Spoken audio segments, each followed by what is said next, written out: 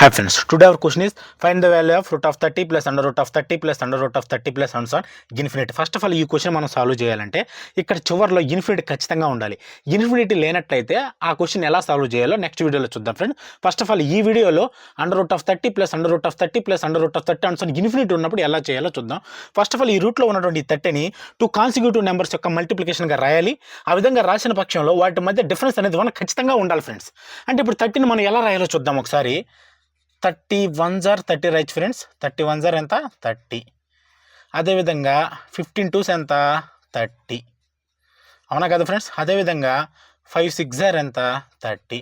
అంటే నేనేం చెప్పాను మీకు, ఈ రూట్ లోపల ఉన్నటువంటి 30ని product of 2 consecutive numbers at the same time వాటి మధ్య డిఫరెన్స్ అనేది మనకు ఖచ్చితంగా ఉండాలి. అంటే ఈ రూట్ లోపల ఉన్న ఈ 30ని 2 వరుస సంఖ్యల యొక్క లబ్ధంగా రాయాలి. ఆ విధంగా రాసిన తర్వాత వాటి మధ్య డిఫరెన్స్ అనేది మనకు ఖచ్చితంగా ఉండాలి. ఈ ఫస్ట్ క్లాస్లో మనం చెప్పింది అప్లై అవ్వట్లేదు, సెకండ్ కేసులో మనం చెప్పింది కూడా అప్లై అవ్వట్లేదు. కానీ ఈ థర్డ్ కేసులో మాత్రం ఈ 5 6 అనేవి వరుస సంఖ్యలు, వాటి మధ్య డిఫరెన్స్ అనేది 1 ఖచ్చితంగా ఉంది. కాబట్టి ఇప్పుడు మన ఆన్సర్ అనేది 5 అవ్వచ్చు 6 అవ్వచ్చు. దాన్ని ఎలా డిసైడ్ చేస్తామంటే వాడు ఇచ్చినటువంటి రూట్ లోపల ప్లస్ సింబల్ కానీ ఉన్నట్లయితే మన ఆన్సర్ బిగ్ నెంబర్ అవుతుంది, మైనస్ సింబల్ ఉన్నట్లయితే మన ఆన్సర్ స్మాల్ నెంబర్ అవుతుంది. ఇప్పుడు మనం 5 × 6 తీసుకున్నాం కాబట్టి ఇక్కడ రూట్ లోపల ప్లస్ ఉంది కాబట్టి మన ఆన్సర్ బిగ్ వాల్యూ అవుతుంది. అంటే మన ఆన్సర్ ఆప్షన్ బి ఫ్రెండ్స్.